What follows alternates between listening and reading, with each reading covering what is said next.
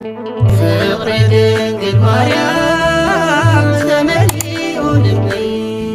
ፍቅር ድንግል ማርያም ተመሊኡ ልበይ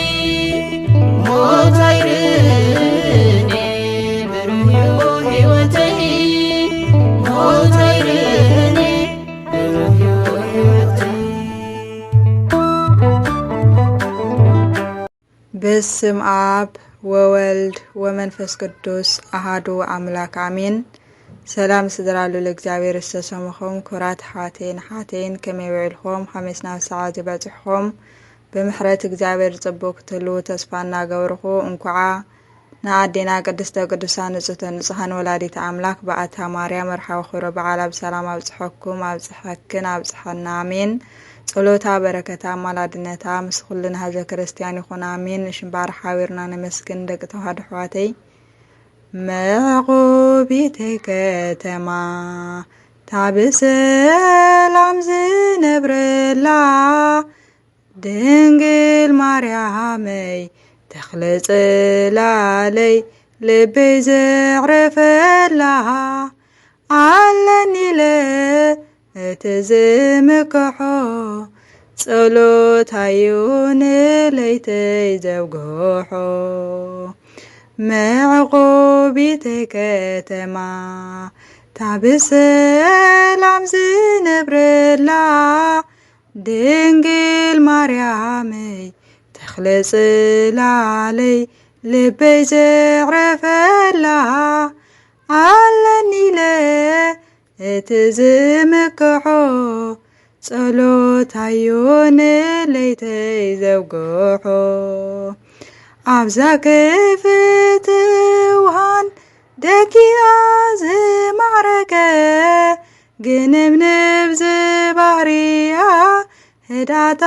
ዝተዘርገ ወዲ ሰብ ዘይቐስነላ ኣንፈቱ ጠፊዎ ሳላ እምበር ማርያመይ የምልጥ ምን ኢልዎ ሳላ እምበር ማርያመይ የምልጥ ምን ኢልዎ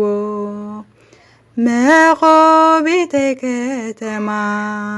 ታብሰላም ዝነብረላ ድንግል ማርያመይ ተኽለ ጽላለይ ልበይ ዘዕረፈላ ኣለኒለ እቲ ዝምክሖ ጸሎታዩ ንለይተይ ዘብግሖ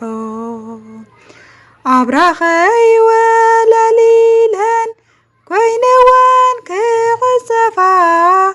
ሃለኽለኽ ተመኒወን ድሕረ ሰበን ከይተርፋ ከፊለ ዘዕርፈላ ትንፋሰይ ንኽመልስ ጽዮነይ ጽላል ጉዕዘይ ህላወይ ትውሕስ ጽዮነይ ጽላል ጉዕዘይ ህላወይ ትውሕስ መዕቆቢተይ ከተማ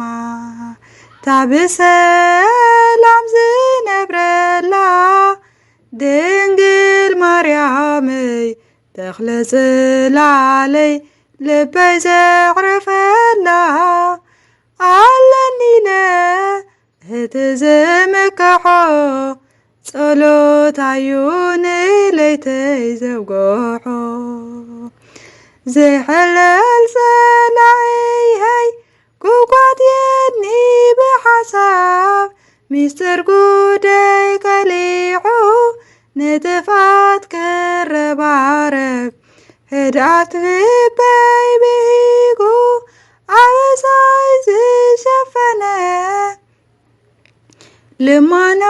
ኣደይኮነን ወርወርኩና ዘምከነ ልማኖ ኣደይኮነን ወርወርኩና ዘምከነ መዕቆቢተይ ከተማ ታብሰላም ዝነብረላ ድንግል ማርያመይ ተኽለ ጽላለይ ልበይ ዘዕረፈላ ኣለኒ እትዝምክሖ ጸሎታዩ ንለይተይ ዘውግሖ ሽውሽውታ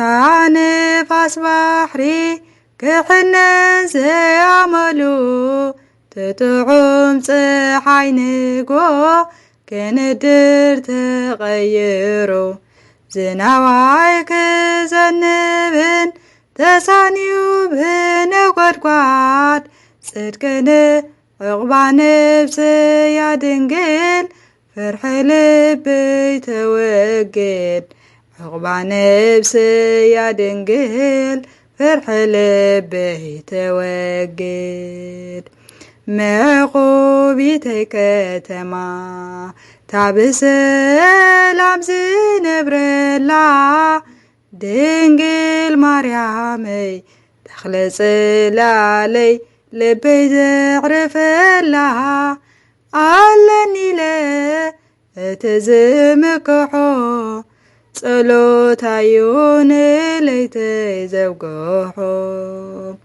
ምዕቑቢተይ ከተማ ታብሰላም ዝነብረላ ድንግል ማርያመይ ተኽለ ጽላለይ ልበይ ዘዕርፈላ ኣለኒ እትዝምክሖ ጸሎታዩ ንለይተይ ዘውግሖ አሜን። ስለ መዝሙሩ ናይ መዝሙሩ ዓለይ ዝተመስገነ ዝተኸበረ ይኹን አሜን። ዝጎደለ ዝነጠበ ብኣፈ ትጓን መላእኽቲ ይተሃረመለይ። ወስብሐት ለእግዚአብሔር ልዑል ወለወላዲቱ ድንግል ወለመስቀሉ ክቡር አሜን። ፍቅሪ ድንግል ማርያም ተመሊኡ ልበይ ፍቅሪ ድንግል ማርያም ተመሊኡ